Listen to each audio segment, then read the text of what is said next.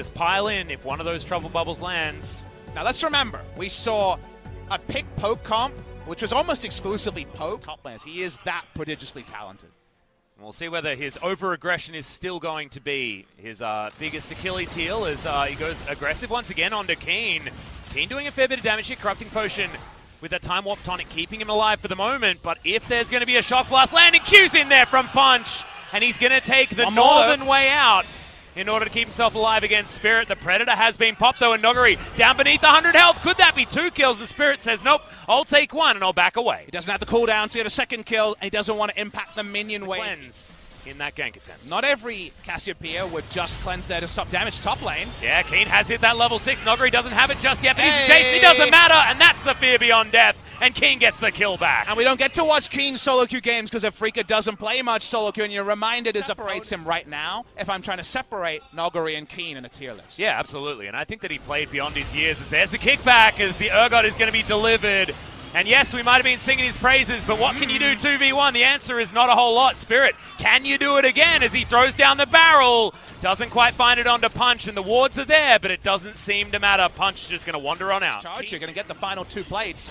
The Infernal's going to try to be the answer. There's not really any pokes, so surely you have to give this up, is my first thought. Can Damwon Gaming stop the Drake going? Well, Battlestar is going to do a lot of AoE damage here as the teleport is flying in already from Damwon Gaming. Spirit very, very low. In fact, the entire backline is struggling, and Jelly by himself has only the ultimate to keep him alive, and now the poke is reigning supreme. Damwon bouncing forward, picking up kills left, right, and center, and Afreeca Freecs, they couldn't actually make the play happen. They got their cake and ate it too. They get top lane turret. They cancel the Rift out, re-engage. Yeah, that's another bot to come in, but that's just Spirit delivering his life over. A Devour's already available from Hoyt. And Keen underneath this turret. I'm still not sure whether he's even safe as Nugger is the one tanking things up. But the corrosive charge is not going to land, and Keen goes golden to see his own death. Nuclear picks up that kill, and Damwon find another skirmish to put them over the edge. And Damwon plates there, so 2 turret plates go down. They get a secondary charge, Infernal, and 4 for 0. That's just a game ender in most games at this game, and right now Damwon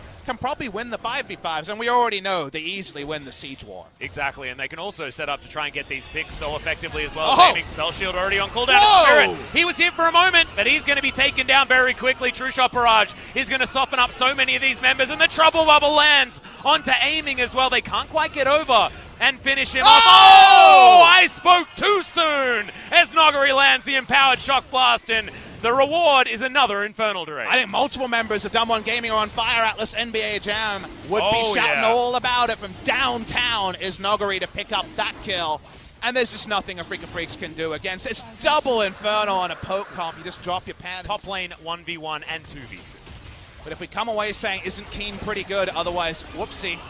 Speaking of whoopsies. Yeah, speaking of whoopsies indeed, as they'll take down the turret and the Sivir so easily. Yeah, exactly right. He's hearing all of this praise that Clid's getting for his clean Lee Sin, and he's like, someone just going to shove waves over and over again.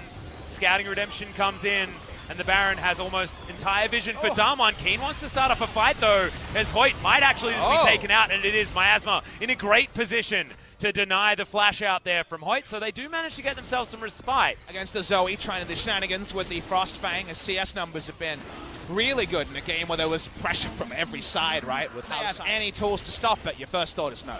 And Predator is on cooldown there as well. We've got Righteous Glory to get Keen in there, but True Shot Barrage is going to tag him up first, and they're just going to take down this Baron and now turn into the team fight. Trouble Bubble doesn't land, and Damwon Gaming looking just to try and get out of there. They're making the consistent play, and Hoyt has the Devour to deny them. No rotations necessary. Monte Cristo need not apply in this particular game.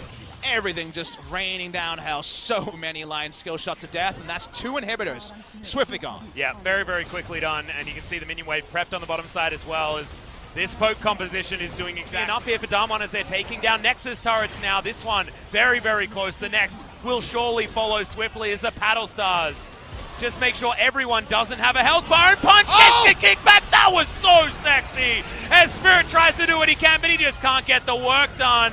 Showmaker coming on forward. He's so incredibly fast. There's Nogari in the front line. He's got the GA, and Afreeca Freecs is only keen, watching on in horror as once again the Nexus is going to be taken down. This is the Damwon that we wanted after week 1, and finally we're going to see it against the Afreeca Freecs. The amount of swagger that they showed in this game, they were on fleek as a squad, and they didn't even need the man himself, who will play in our second series of the night, to do it.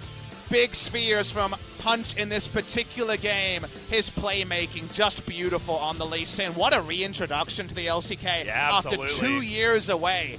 Fantastic game, even above Canyons, and he was good on Lee Sin in the first game of the night.